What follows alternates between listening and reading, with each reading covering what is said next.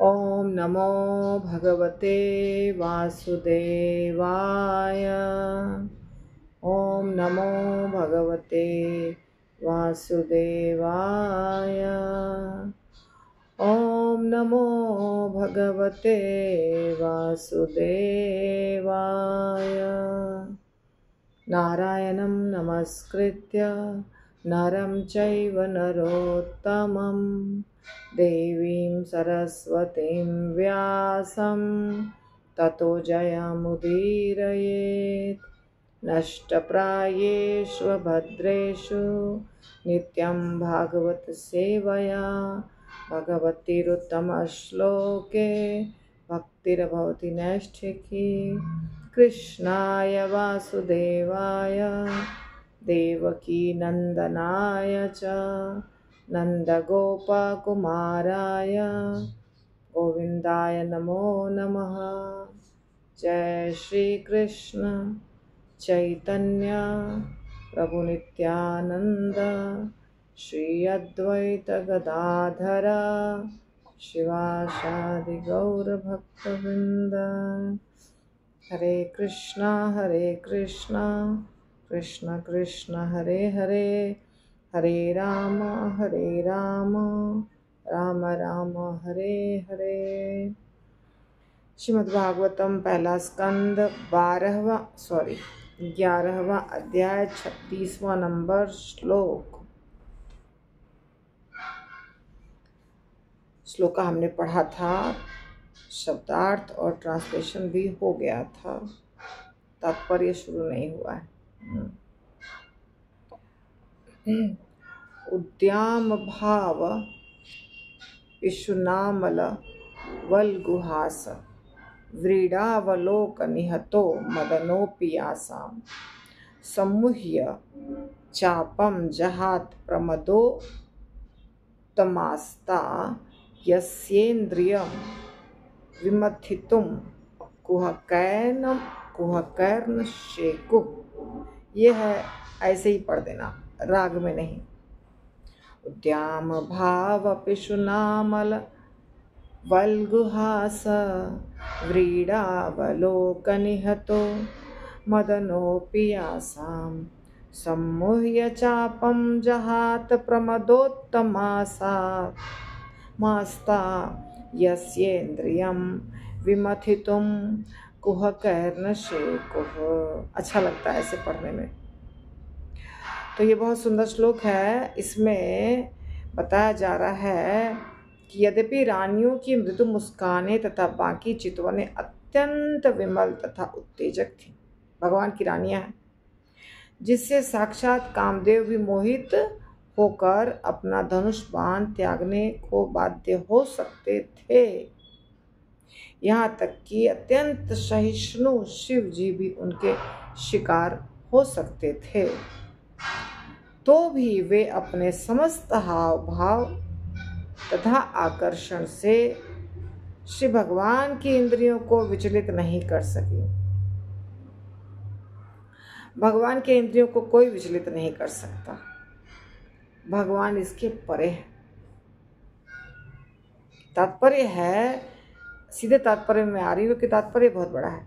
मोक्ष का पथ या भगवत धाम वापस जाने का पथ सदैव स्त्री संसर्ग का निषेध करता है और समस्त सनातन धर्म या वर्णाश्रम धर्म की समस्त व्यवस्था स्त्री की संगति के लिए मना करते हैं या प्रतिबंधित करते हैं। तो फिर जो व्यक्ति 16,000 से अधिक पत्नियों से अनुरक्त हो, उसे श्री भगवान कैसे मान लिया जाए? बहुत अच्छा। दुनिया के सारे लोग इसके पीछे परेशान है कि ये क्या चक्कर है। तो भगवान का गुण है, मैंने बताया है पहले भी, भगवान का गुण है छह गुण भगवान के। ऐश्वर्यस्य समग्रस्य वीर्यस्य यशस्य श्रिय ज्ञान वैराग्यश्चैव शन्नाभग इति गणा, पराशर मुनि ने कहा है, जो व्यासदेव जी के पिताजी हैं। तो पराशर मुनि कह रहे हैं कि भगवान में 6 गुण होते हैं 100%। कम नहीं, 100%। सुंदरता है, उनकी ख्याति है, उनका बल है। तो एक गुण है वैराग्य। वैराग्य यानी विरक्त होना या अनासक्त होना। भगवान किसी से भी आसक्त नहीं है, किसी चीज से आसक्त नहीं, किसी व्यक्ति से आसक्त नहीं। ये भगवान का विशेष गुण है। चाहे उनके चारों तरफ करोड़ों गोपियां हों या 16,100 पत्नियां हों, किसी से आसक्ति नहीं है उनको। प्रेम है, आसक्ति नहीं है। आसक्ति और प्रेम दोनों दो चीज होता है, एक चीज नहीं है ये। प्रेम तो करना चाहिए, बहुत अच्छी चीज है प्रेम। और ढाई आखर प्रेम का पढ़े सो पंडित होए, आपने सुना है। प्रेम हम भगवान से भी करते हैं और प्रेम हमें सबसे करना चाहिए, सारे दुनिया के हर जीव से करना चाहिए। आसक्ति किसी से नहीं करना चाहिए। आसक्ति करने से बहुत बड़ी समस्या होगी खड़ी। तो भगवान, अगर भगवान ही आसक्ति करेंगे तो फिर हम लोग को क्या शिक्षा मिलेगी ना। हमें तो शिक्षा फिर मिलेगी ही नहीं। तो भगवान स्वयं अनासक्त है। इसीलिए भगवान भगवत गीता में भी बोलते हैं अर्जुन को, आसक्ति छोड़ो। बार बार कहते हैं किसी चीज से आसक्त नहीं होना चाहिए, त्याग दो। कर्म से भी आसक्ति नहीं। ये कर्म हमने किया और हम उस कर्म से आसक्त हो गए तो उसका परिणाम हमको मिलेगा। लेकिन अगर आसक्त नहीं है, सिर्फ कर दिया, तो परिणाम नहीं मिलेगा। करने के बाद भगवान के हाथ में छोड़ दिया, जो आपकी इच्छा होने दो, तो आपको परिणाम नहीं मिलेगा, अच्छा बुरा कुछ भी। तो इसलिए जितने भी आध्यात्मिक रास्ते हैं, चाहे ध्यान हो, चाहे ज्ञान हो, चाहे कर्म हो, चाहे भक्ति हो, जितने योग हैं, सब में कहा जाता है इंद्रिय तृप्ति बंद। तो आप सोचेंगे आसक्ति और इंद्रिय तृप्ति अलग चीज, नहीं, दोनों एक ही है। इंद्रिय तृप्ति हम निर्जीव पदार्थ से भी करते हैं, सजीव से भी करते हैं। हमें निर्जीव चीज़ें भी अच्छी लगती हैं। गाड़ी मोटर तो निर्जीव है, घर तो निर्जीव है, और हमें लोग भी अच्छे लगते हैं। पुत्र अच्छा लगता है, पत्नी पति अच्छे लगते हैं, माँ बाप अच्छे लगते हैं, दोस्त अच्छे लगते हैं। अच्छे लगने में बुराई नहीं है। कोई अच्छा लगता है, ये तो अच्छी बात है। पर यदि हम कनेक्शन जोड़ लेते हैं उस व्यक्ति के साथ, उस चीज़ के साथ, और फिर उसको प्राप्त करने की इच्छा करते हैं, तो फंसेंगे बहुत बुरी तरह से, बहुत बुरी तरह से। इसीलिए कहा जाता है कि यहाँ स्त्री इसलिए बताया गया है कि सबसे ज़्यादा समस्या इस स्त्री से होती है, अर्थात पुरुष के लिए स्त्री और स्त्री के लिए पुरुष। ये सबसे बड़ी समस्या है भगवान के धाम जाने के रास्ते में। अगर हमें भगवान के धाम जाना है, भगवान चाहिए, भगवान प्राप्त करना है, परम सत्य की खोज करनी है, तो सबसे पहले वैराग्य पैदा करो। इसलिए सनातन धर्म में सब जगह वैराग्य सिखाया गया है। तो वैराग्य हर चीज़ से होना चाहिए, परंतु सबसे डेंजरस है ऑपोजिट सेक्स। स्त्री के लिए पुरुष और पुरुष के लिए स्त्री, ये सबसे खतरनाक है। इसीलिए यहाँ पे आके सब फंस जाते हैं। ये श्लोका में क्या बताया जा रहा है, देखिए कि भगवान कृष्ण की पत्नियाँ इतनी सुंदर थीं, उनकी मुस्कान इतनी सुंदर थी, उनकी बाकी चितवन आँखें, आँखों का देखना, आँखों से देखना ये सब इतना अच्छा था, आकर्षक था, सुंदर था। कामदेव भी मोहित हो जाएंगे, शिव जी भी मोहित हो जाएंगे, परंतु भगवान को कुछ भी फर्क नहीं पड़ा। इसीलिए चाहे उनकी 16,108 पत्नियां हो, चाहे करोड़ों गोपियां हो, भगवान के दिल में या उनके इंद्रियों में कुछ भी नहीं होता है। उनकी इंद्रियों को कोई विचलित नहीं कर सकता है। और ये हमको सीखना है। यदि हम भगवान के भक्त हैं तो ये हमको सीखना पड़ेगा, क्योंकि भगवत धाम जाना है तो ये गुण हमारे अंदर भी होना चाहिए। भगवान के इतना नहीं होगा, जितना हो सकता है संभव उतना करना पड़ेगा। तो प्रभुपाद कहते हैं कि कैसे माना जाए जब शास्त्र कहता है कि इंद्रिय तृप्ति नहीं करो या स्त्री के से दूर रहो, और जो हमारे भगवान हैं वही इतनी सारी स्त्रियों के साथ में रहते हैं। हम किसको देख के सीखें और कैसे सीखें? तो प्रभुपाद आगे जो लिखते हैं वो देखते हैं। यह प्रश्न उन जिज्ञासुओं द्वारा उठाया जा सकता है जो वास्तव में परमेश्वर की दिव्य प्रकृति को जानने हेतु उत्सुक हैं। ऐसे प्रश्नों का उत्तर देने हेतु ही नैमिषारण्य में मुनियों ने इस श्लोक में तथा अगले श्लोकों में श्री भगवान के दिव्य स्वभाव के विषय में विचार विमर्श किया है। यहाँ यह स्पष्ट है कि स्त्रियों के आकर्षक हाव भाव जो कामदेव को या परम सहिष्णु भगवान शिव को भी डिगा सकते हैं, वे शिव भगवान के इंद्रियों को नहीं जीत सके।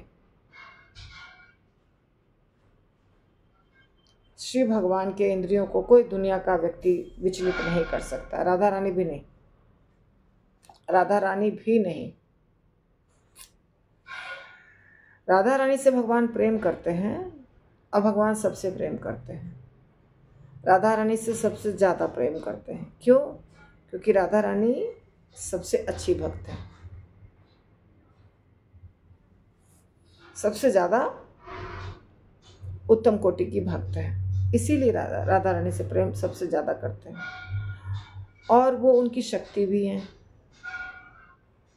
तो अच्छे से भगवान उनको जानते हैं, ठीक से दोनों एक दूसरे को जानते हैं, क्योंकि वो शक्ति ही है उनकी, कुछ अलग नहीं। परंतु आसक्ति उनसे भी नहीं है। अगर जिस व्यक्ति से हमें आसक्ति होती है ना, उस व्यक्ति से हम उम्मीद करते हैं,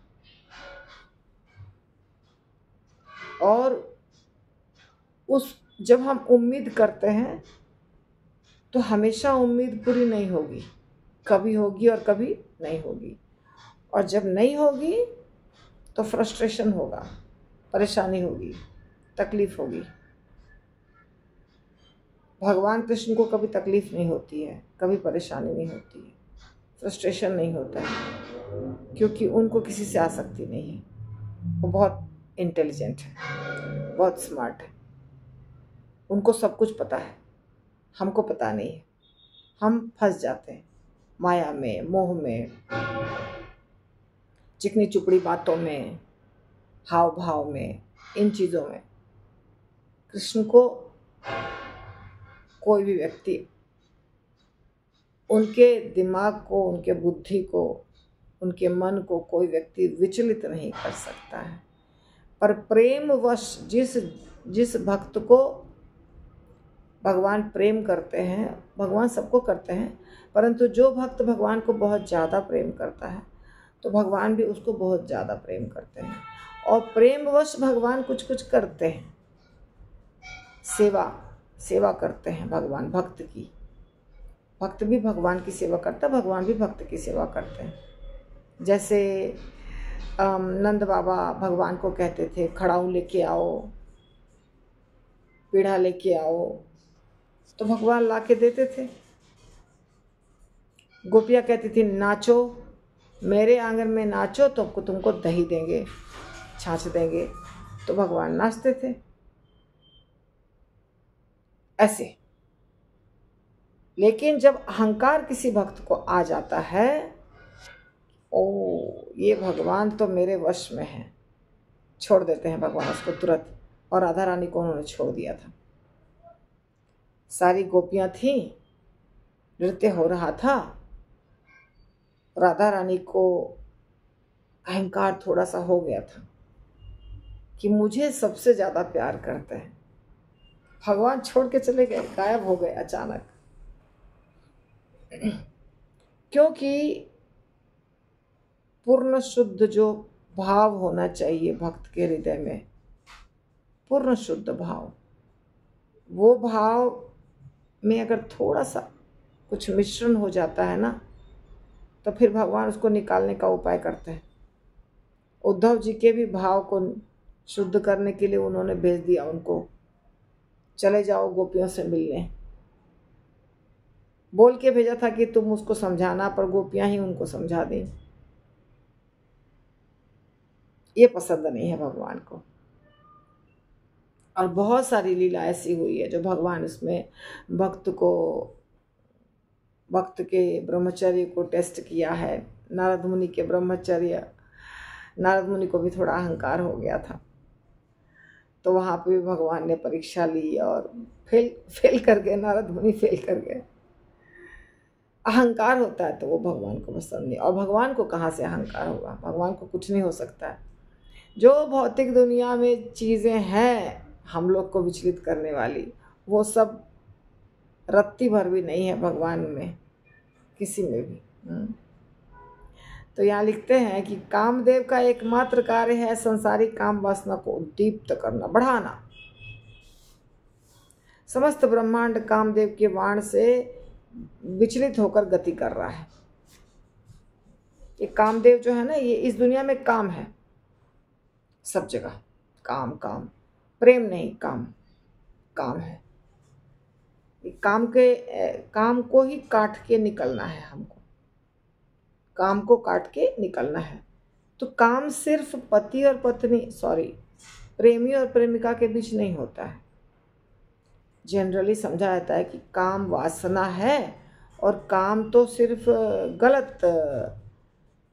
गलत संबंध को कहा जाता है। नहीं, ऐसा नहीं। गलत संबंध तो है ही, वासना उसको कहते हैं, वासना। परंतु जो चीज़ कृष्ण को प्रसन्न करने के लिए नहीं बनी है, जो कार्य कृष्ण को प्रसन्न करने के लिए नहीं किया जाता है, वो सब काम है, सब।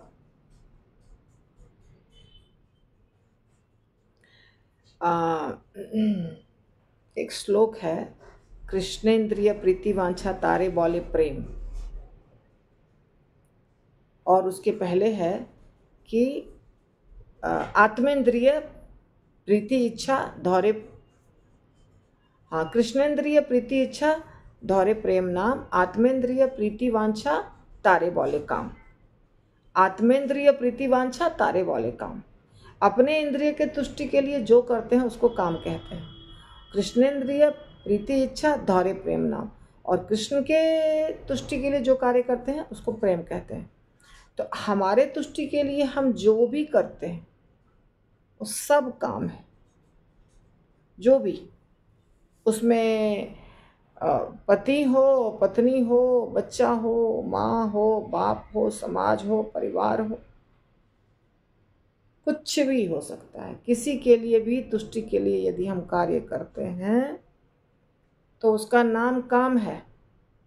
सिर्फ भगवान के तुष्टि के लिए जो कार्य होता है वहाँ पे ही प्रेम शब्द का प्रयोग किया जाएगा, सिर्फ भगवान के तुष्टि के लिए। तो जब आप कोई कार्य करते हैं उस समय आप चेक कर सकते हैं ये काम है कि प्रेम है, किसके लिए हो रहा है ये कार्य। अगर भगवान के लिए नहीं हो रहा है तो वो काम है। तो इस प्रकार पूरी दुनिया काम से सराबोर, काम ही काम सब जगह है।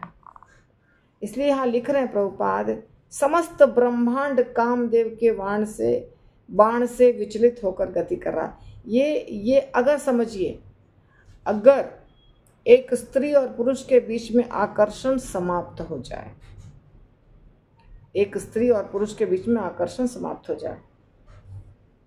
वो स्त्री पुरुष कोई भी हो सकता है, मनुष्य भी, जानवर भी, कोई भी। तो धरती कब तक चलेगी, यानी प्राणी कब तक यहाँ रहेंगे?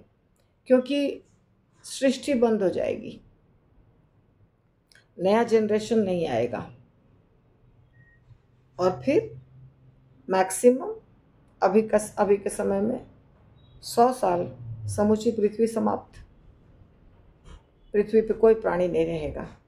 क्योंकि प्राणी नया प्राणी को पैदा करता है, एक दो प्राणी मिलके नए प्राणी को पैदा करते हैं, और वो नया प्राणी फिर आगे सृष्टि करता है। तो ये सृष्टि क्यों होती है? आकर्षण के कारण, स्त्री और पुरुष के बीच के आकर्षण के कारण सृष्टि होती है। और स्त्री और पुरुष के बीच में जो आकर्षण है उसमें प्रेम नाम की कोई चीज़ है नहीं, काम है सिर्फ वो। इसीलिए जो व्यक्ति इस बात को अच्छे से समझ जाते हैं वो बचपन से ही ब्रह्मचारी और बाद में सन्यास। जैसे 4 कुमार, कोई मतलब नहीं है सृष्टि से, नारद मुनि, कोई मतलब नहीं है सृष्टि से, और आजकल के ज़माने में थोड़े बहुत लोग। तो इस प्रकार के जो लोग होते हैं, जो बहुत होशियार होते हैं, समझदार होते हैं, वो कामदेव में नहीं फंसते हैं। अब एक बार यदि आप स्त्री और पुरुष के बीच में जो रिलेशनशिप होता है उसमें फंस गए तो फिर सारा प्रपंच तो उसके बाद ही शुरू होता है। विवाह करेंगे, फिर बच्चे होंगे, फिर बच्चे के पढ़ाई के लिए नौकरी करेंगे, फिर पैसा कमाएंगे। अगर हमारा आकर्षण स्टार्टिंग पॉइंट पे ही समाप्त हो जाए तो एक व्यक्ति को जिंदा रहने के लिए कितना चीज़ की ज़रूरत है? कुछ ज़्यादा चीज़ की ज़रूरत नहीं है। हम जो कंपटीशन करते हैं, अगल बगल अड़ोसी पड़ोसी को दिखाते हैं, अपनी गाड़ी है, अपना घर है या अपना कुछ है, ये सब उसी के लिए है। स्त्री पुरुष के बीच में काम, और उसके बाद उस काम का प्रोडक्ट बच्चा, ठीक है ना? तो ये सारी जो सृष्टि चल रही है वो काम वासना के कारण चल रही है। विश्व के समस्त कार्यकलाप स्त्री तथा पुरुष के केंद्रीय आकर्षण के कारण गतिशील हैं। पुरुष अपनी रुचि की सहचरी की तलाश में रहता है। अपने रुचि, हमको जैसी लड़की चाहिए वैसी लड़की चाहिए। पहले पढ़ाई करो, लिखाई करो, बिजनेस करो, काम करो, धंधा करो, थोड़े बड़े हो जाओ, 20 नहीं, चलो आजकल के ज़माने में 20 नहीं है, आजकल के ज़माने में 25 है, 30 है, 35 है, आजकल बहुत लेट शादी होती है। उसके बाद ढूंढो किससे शादी करनी है, जो मेरे बराबर के मैच का हो। सबको इच्छा होती है परफेक्ट लड़की हो, परफेक्ट लड़का हो, तलाश करते हैं। तलाश करने के बाद फिर क्या, बहुत कुछ होता है आजकल। तो भौतिक उत्तेजना की यही शैली है, और ज्यों ही पुरुष का संयोग स्त्री से हो जाता है त्यों ही यौन संबंध के द्वारा जीव दृढ़ भौतिक बंधन में बंध जाता है। दृढ़ भौतिक बंधन, यहाँ पे प्रेम कहीं नहीं है, प्रेम थोड़ा भी नहीं है, कहीं भी प्रेम नहीं है, काम है, सिर्फ काम, सिर्फ काम वासना है। और काम वासना के कारण ये सब होता है, और ये पता चलता है बहुत लेट व्यक्ति को, जब थोड़ा समय बीत जाता है। भगवान बहुत होशियार है, भगवान ने सृष्टि के लिए ये सब कर दिया है। तो सृष्टि करो तुम, शुरुआत के समय में 2-4 बच्चे होते हैं या एक बच्चा होता है, जितना भी बच्चा हो जाता है तब बहुत प्रेम रहता है, मतलब दिखता है प्रेम तो नहीं है पर दिखता है कि अरे प्रेम है पति पत्नी के बीच में। थोड़ी उम्र बढ़ती है और जिम्मेदारियां बहुत ज़्यादा बढ़ती हैं, और फिर व्यक्ति को बहुत मेहनत करना पड़ता है अपने उसी कार्य के कारण जो उसने शुरुआत में किया, यानी विवाह और बच्चे। तो उसी विवाह और उसी बच्चे के लिए उसे बहुत मेहनत करना पड़ता है, मतलब अपना जीवन अंतिम क्षण तक वो मेहनत करते रहता है। कोई व्यक्ति हैं जो थोड़ा जल्दी सेटल कर देते हैं बच्चों को, नहीं तो मेहनत करता रहता है, और तब मुझे लास्ट में उसको पश्चाताप होता है कि ये सारा जो होशियार है उसको होता है, जो होशियार नहीं है उसको तो कभी नहीं होता है। उसको पश्चाताप होता है कि मुझे कितना कष्ट करना पड़ रहा है, कितना ज़्यादा कष्ट करना पड़ रहा है। अगर वो पीछे मुड़ के देखेगा तो उसको पता चलेगा इसकी शुरुआत कहाँ हुई थी। इसकी शुरुआत हुई थी ऑपोजिट सेक्स के प्रति आकर्षण, वहीं पर। अगर कोई व्यक्ति विवाह ना करे, मान लीजिए कोई व्यक्ति विवाह नहीं करता है और वो ब्रह्मचारी है, ऑफ कोर्स ये नहीं कि 10 लड़कियों के साथ संबंध है और विवाह नहीं किया, वो तो गलत है। यदि कोई व्यक्ति विवाह नहीं करता है और सिंपल नॉर्मल लाइफ जीता है, काम बिजनेस जो भी करना है करता है और धार्मिक तरीके से जीवन को जीता है, तो उसे कष्ट कब होगा? जब उसकी उम्र 70-80 की हो जाएगी, जब वो अपने हाथ से कुछ नहीं कर पा रहा है। तो लास्ट में 5 साल 10 साल उसको मृत्यु के पहले लगेगा कि कोई होना चाहिए था मुझे हेल्प करने के लिए, जो नहीं है, क्योंकि बच्चे नहीं हैं। परंतु जिसको बच्चे होते हैं और जो परिवार बनाता है, उसका कष्ट शुरू हो जाता है 30-35 साल से, जब उसकी उम्र 30 या 35 की होती है। आजकल लेट विवाह करते हैं तो लेट हो रहा है, तो 30-35, जिसका विवाह 25 में हो गया ना, 30 साल की उम्र से कष्ट शुरू हो जाएगा और वो चलेगा मृत्यु तक। तो ये है पैरों में बेड़ी। वो पैरों में बेड़ी फंस गई, व्यक्ति फंस गया पूरी तरह से, अब निकल नहीं सकता है। ये है भौतिक बंधन, इसमें हर व्यक्ति फंस जाता है। हालांकि ये भगवान नहीं बनाया है, किसी और ने नहीं बनाया है, पर भगवान ने तो बना दिया। अब बुद्धिमानी से हमको इससे निकलना पड़ेगा। ठीक है, हम बाद में देखेंगे, चर्चा करेंगे। या भगवान ने ये सब कुछ बनाया तो भगवान ने क्यों बनाया? अगर ये क्वेश्चन उठता है कि भगवान ने क्यों बनाया, हमारी इच्छा थी ना भगवान जैसा हम एंजॉय करें। ये नहीं समझ में आ रहा था कि भगवान एंजॉय करते हैं, परंतु भगवान आसक्त नहीं है किसी से। पूर्ण रूप से विरक्त होने के कारण भगवान नहीं फंसते हैं, और भगवान नहीं फंसेंगे पर हम फंस जाएंगे। ये ज्ञान नहीं होने के कारण हम सब फंस गए हैं। तो इसका आगे हम कल करेंगे। श्रीमद् भागवतम की जय, श्रील प्रभुपाद की जय।